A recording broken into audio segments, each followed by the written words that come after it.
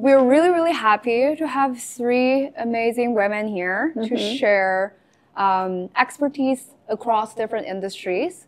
And we're just very happy to bring them back together to share some of the questions that we really want to ask. Yes. So the first question is, since you guys are in very different industry, there is overlaps, but very different.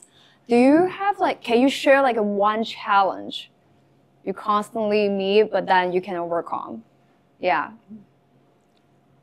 Who wants to start? Seems like a tough question. Yeah, it's a challenging question. Yeah, but just to say whatever you want to say and to share your tips with them. I could share something. So I was just asked a question about something similar about consistency. I feel like that's hard for everybody, right? So that's a challenge. You constantly have to meet as a content creator. How do I stay consistent? How am I posting every day? How am I interacting with my audience? And I feel like the best solution for that is drafts. Have drafts, batch create, have your captions ready to go, have your images ready to go. Take one day out of the week, clean it all up, have it ready to go. Every day you have something to post. So even if you're tired, even if it's a long day, even if you have just other things going on in your life, you always have content ready to go. I think that's really, really important. So I started to create content 16 years ago, and I share how to get into college. I share career advice, and I do live streaming.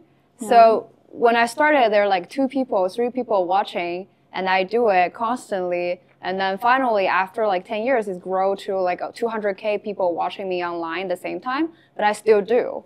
So the consistency is really, really important, and which is very difficult. Yeah. So add up to that, my point to do it is I think it's a practice for my teaching skill. So I keep doing it. So it's not just of course, it's for the audience, but for my own benefit as well. Yeah. So for you, what makes you be persistent? I think it's a mix of both. I do it for myself because I want to show up. I want to hold myself accountable. I know my audience wants to see me. They don't, it's where did you go? Where did you go? I'm here, I'm present. And I also do it for my audience because they're also holding me accountable. They're there for a reason. They want to hear you. They want to see you. So keep showing up for them. Yeah, but you usually feel comfortable to showing up yourself, showing up you're everything with the audience.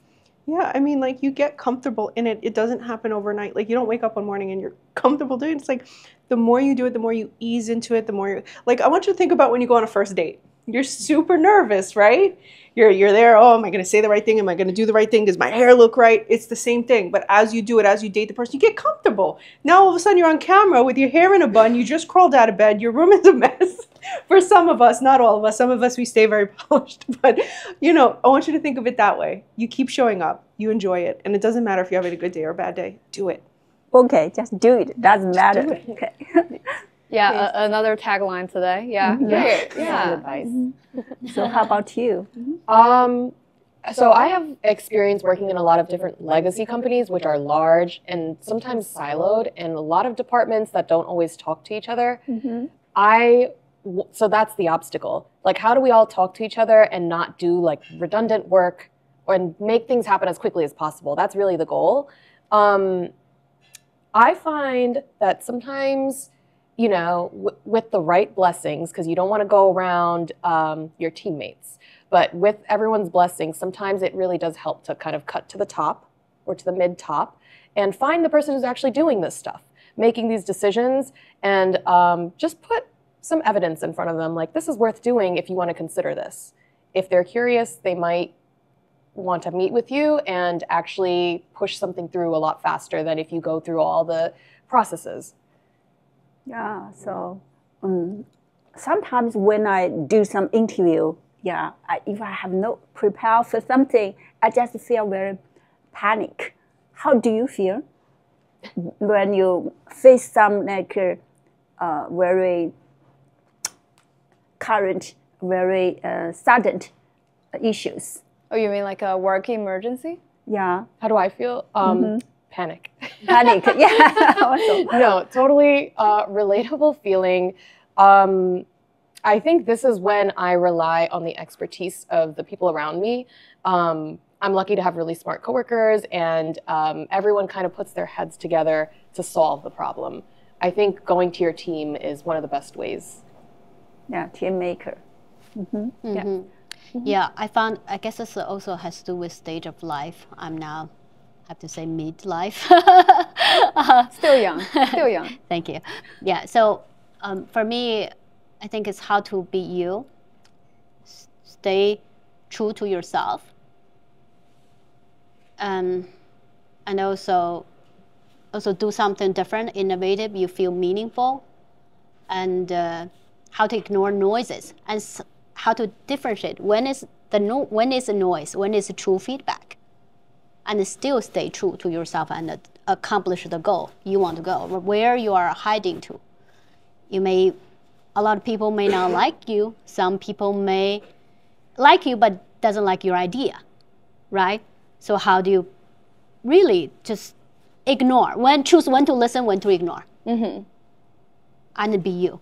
At this part, I am still thinking and learning, but I think it will be constant challenge, but I feel more comfortable now than before. That's a really good point. Professor. Like when to ignore voices, when to say no, it's actually quite hard, especially for women in the workplace.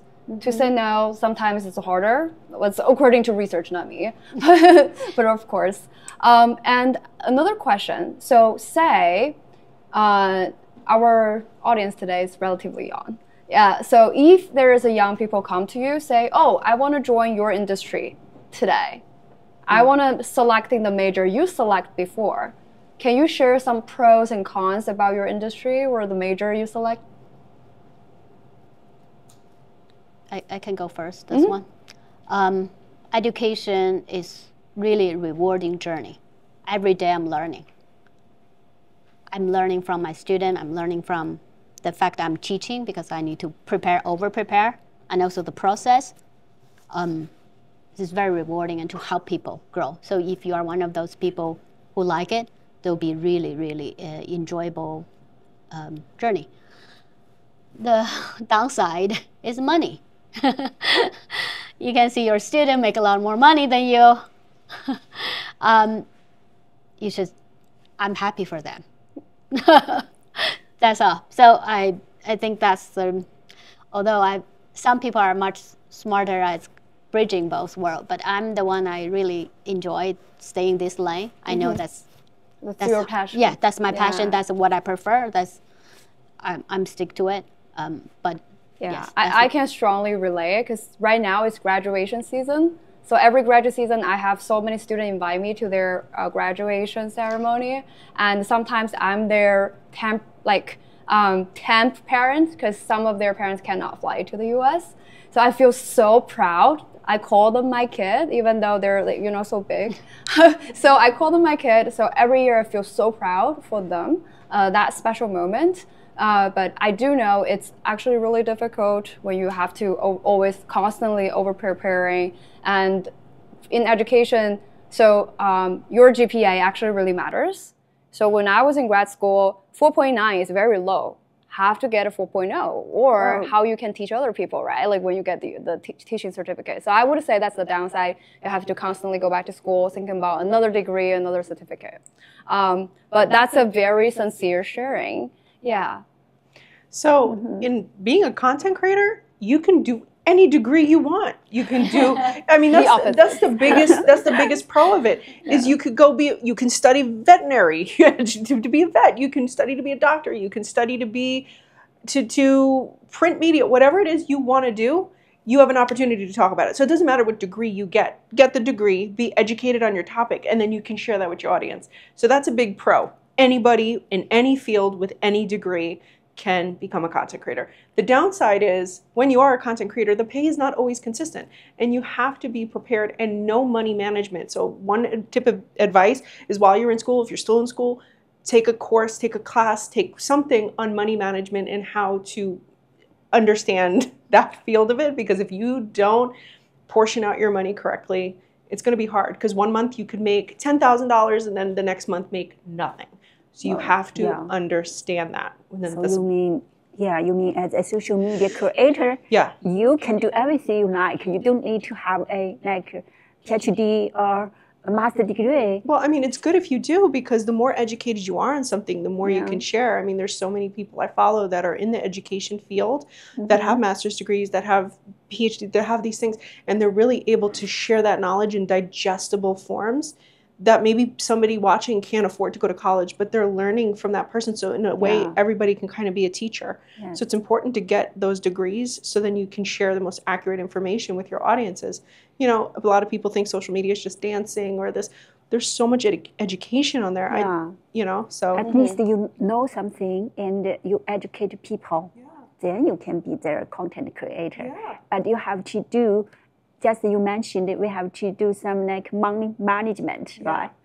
Financial issues. That's very important. And I really like how Nikki shared, like, sometimes you didn't know like what kind of content could be really fun. So I assume most of you heard Mr. Beast, right? Like one of the YouTuber has the most following right now. So the way he got viral is he started count number from 1 to 10,000 nonstop. Count number. Yeah, you don't need a lot of education for that, just counting in front of the video. But then he did that. When you count 1 to 10, no one cares. When you count 1 to 10,000, you go viral on internet.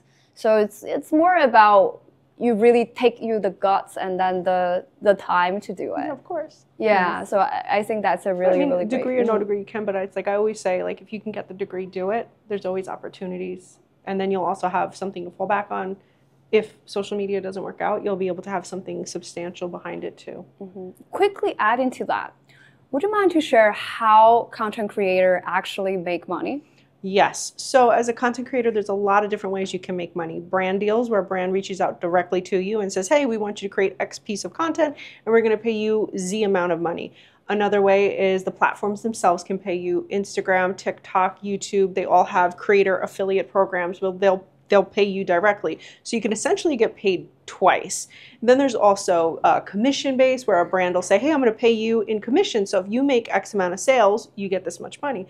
Essentially, if you're doing all of those things, you can be making a livable amount of money. Never put all your eggs in one basket. Continue to explore different ways to make money. There are platforms out there that can connect you with brands, like Obviously.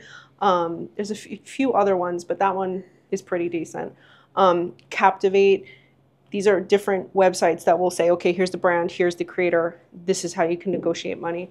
But there's a lot of money to be made out there, and if you're putting your passion out there, a brand will find you and want to collaborate with you. But if they don't come to you, you can message them, DM them, email them. If you go to an event, this is why networking is so important. Being in rooms like this is so important, because you never know who you're going to meet.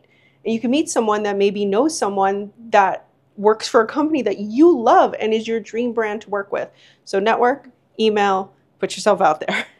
That's that's sharing the secret. So that's the part to take notes. You know, like really. Yeah, because a lot of my students ask me like, how do I pick a major? Do I follow my dream? Do I follow the money? What do I do? And I appreciate the speakers share about the payment, the income side. That's the reality check over there. And I always say to my students, you need to find the intersection between money, like among money and then passion and pain. How much pain you're willing to suffer for this job. Because if you can make all the money in the world, but it's too much pain for you, you cannot do it, then it's meaningless, right? You can do it one day, but not long. That's it. But if you only follow the passion, but there's no money there, you can also not sustain your life. So one quick example I want to share is one of my students really want to become a Broadway singer. And he had this long-going battle with the parents, because the parents like, no, engineer school, business school, pick one. Or you can be a dentist. So that's what his parents said. So I said, well, what about you explore a little bit and then maybe follow, like shadowing a Broadway singer for a day to see the reality out there.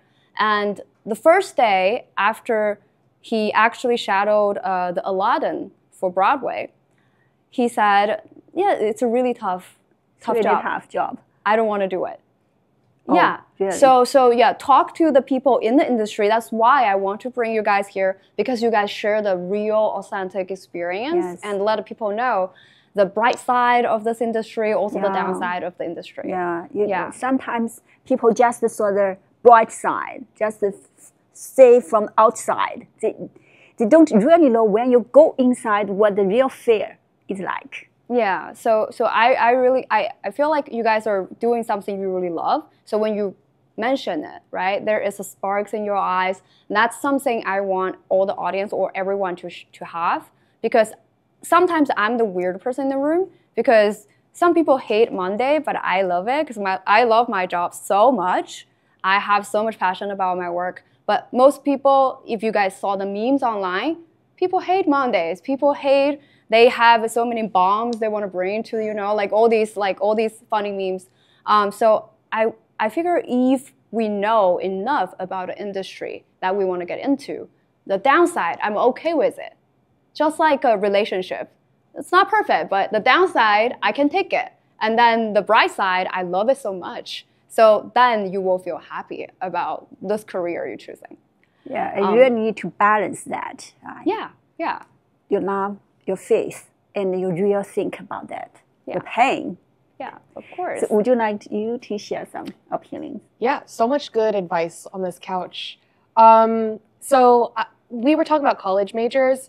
I actually did not study media in school.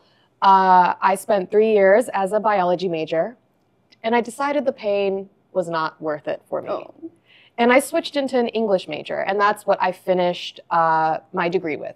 So what I didn't realize was those 3 years of biology that I did were still experience that I would use. I was at the time thinking that what was on my piece of paper, my degree at the end, would be the focus that I bring to whatever I do next. I didn't know at the time. But little did I know that I would be bringing the scientific method from my biology experience to the work that I do now. So if you're part of an extracurricular now, if you changed your major, if you were part of like your school newspaper or something, that is stuff that you can still bring into your next stuff. It's not just an extracurricular or like your last major. It's all part of one thing. Yeah. It's amazing. Yeah. I definitely love that sharing. So the next question, because today we also touch on AI a lot. Yes. So for each of you, how do you feel, like if you have experience like using AI, how do you think about AI? We really want to know like some of the ideas. Yeah. How are we using it in like your day-to-day? Yeah, day-to-day. Yeah. So, work life or personal, yeah. I know it's a controversial topic, obviously, when it comes to art. I think my opinion is that AI can be a good starting point. I don't think it's the end point. If you use AI to create something visual, I think the human touch is valuable and that you got to still do something to it when it's done. So I really enjoy fashion, and there is a jacket that I've been wanting to design. And so I went to ChatGPT and I was like, let me see if I can make a first mock-up.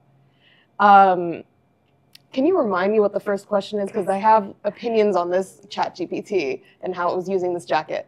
How AI, like how you think of AI and how AI is applied in your life. Yeah, interrupt our current life and media legacy. So I got a great starting point pretty fast. But what I also found was that, AI is definitely not a perfect tool, and replication is something that it struggles with. So if you tell AI to keep something consistent and then to tweak one thing, you might find that 3 other things are tweaked without realizing it. So it's like it actually takes its own skill set to use it. Yeah. So like current area, in AI-related things flooding in our life. Yeah. As a media person, I just really want to know, how do you think AI can work for us? In terms of media? Yes. I think I do think it's effective for summarizing. I think it's great to get like 3 sentences to know what happened. But if you want to know why or anything about who is causing whatever happened, that's where I think you got to do your digging. But it can get you over the first hump of like, where do I start learning about this? Yeah, we have to start learning about and do some research about this. And foreseeing in the following few years, what do you think the new point or the new view for the AI or media company? You know, that's a good question. I actually have wondered if there might be someone attempting to do just AI-driven journalism as a brand. Yeah. It wouldn't surprise me if someone tries this at some point. If that does take off, I do think that there will be like two camps: AI-driven journalism and then humans only, and people who really like that. Yeah, can you imagine like all on CNN, Fox News, or like ABC News owning the AI people or some generated person talking, and everything is AI generated? It's like this, maybe. Yeah, but at the end of the day, like you can't replace, like some writers have such a unique voice. I think that's what people go to certain publications for. I don't think that'll ever go away. Okay. Yeah, so do you think you still need to create something in the following years? Yes. Or AI can create that for you?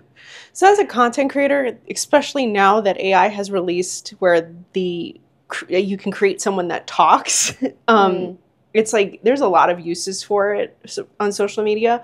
But I feel like when you remove your voice, like you said, if you remove the human element, that is where it doesn't work so much. So it's like, I love using AI when I create content. If I need inspiration for a caption, or I'm stuck, or if I'm like, I need a viral hook for this reel and I can't think of one, I will go to ChatGPT. I will go to AI. If there's an image where I'm like, I need the sky needs to be a beautiful sunshiny day, I cannot have it be rain in the background, you can go to AI and it'll fix it for you. But at the end of the day, it still has to be what you said, your voice. It still has to be you. If it's not you, then it's not. My voice, like, have to be my voice, my face, my image. Yes. That make the difference. Right? Yes. That's the key. So use AI. Use AI for a lot of things, but don't erase yourself. That's a good one. That I feel a little bit comfortable. Yeah, I echo that. I think it's very important. For me, because educator, right? So for me, it's three things. One is researcher. When I do research, how I'm going to incorporate AI, still be ethical, but help me uncover new things and be more efficient. And then it's as an educator, how AI would make me a better teacher, more efficient.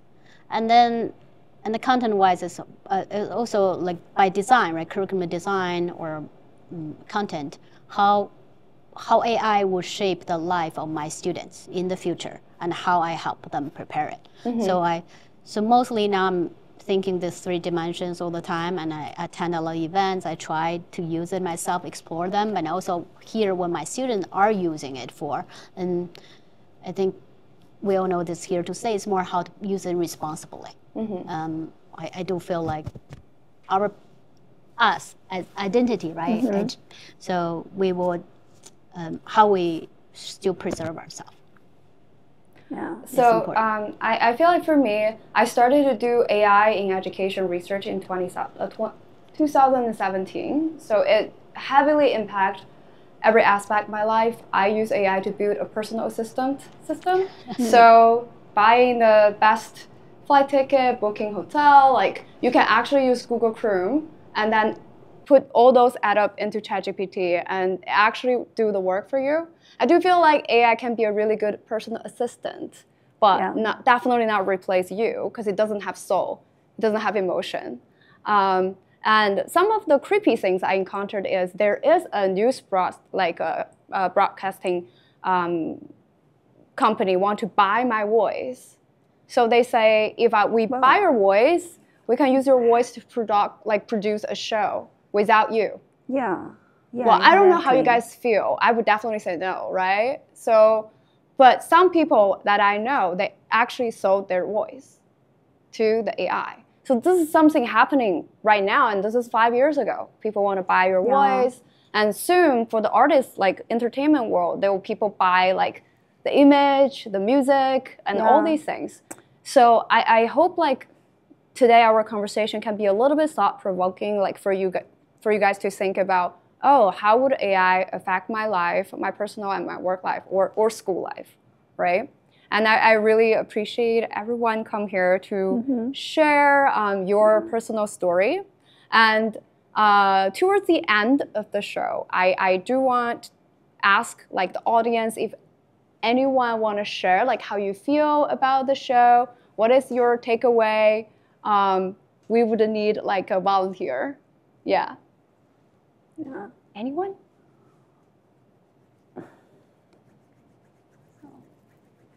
Oh, Siri. Just hold it. Okay. So when I really like to share like one of my takeaways when Nikki mentioned about consistencies, because I've been trying to producing content on Xiaohongshu and like Bilibili as well. But one of the things I found is very important, very difficult for me is be consistent, because like sometimes you don't have the energy to do that thing, and then you feel like, oh, I want to just take a rest. But like after I reposted my content, the volume doesn't come back, and then also like you don't have those positive feedback from the platform, and then without those feedback, it's less likely for you to reproduce another content. So it's kind of like a virtuous circle. So those are one of the things I learned from today, and really appreciate that. Thank you so much. Yay, thank you. Thank you for joining us. We actually have a gift for you. I will give you later. Yeah, we will have a gift for you for our volunteer. And I saw May want to share something as well. Yeah. Thank you, ladies, so much. It's so nice to go to an AI conference where it's like all ladies versus I was like probably the most female-oriented AI group I've seen in a very, very long time. So that's amazing. I'm really glad that the show is able to find good representation there. And I wanted to just mention, I really enjoyed the inspiration, the idea to just do it, because I think AI is so intimidating, and whether you're a professor or whether you're, using it for a big company or whether you're a social media maven, so to speak, it is really scary when you know that AI might be able to produce something better than you can, to want to take that first step. So I really, really appreciated you guys speaking to that. That was very inspiring. I have a lot to do now. Thank you, May. And we appreciate all the speakers for coming. Thank you so much. Thank you so much for sharing our future. Yay! Thank you. And now, like some of the people here, I know, like some of them new, but I would love to connect some of you guys with each other, because I sort of know like some people might be a good pair in the room. So I will start to do that. And at the meanwhile, please share some food, and if you have questions to ask the speaker, please go ahead and do so. And if you have any question about corporate training, college admission, you can definitely come to me as well. Yeah, thank you.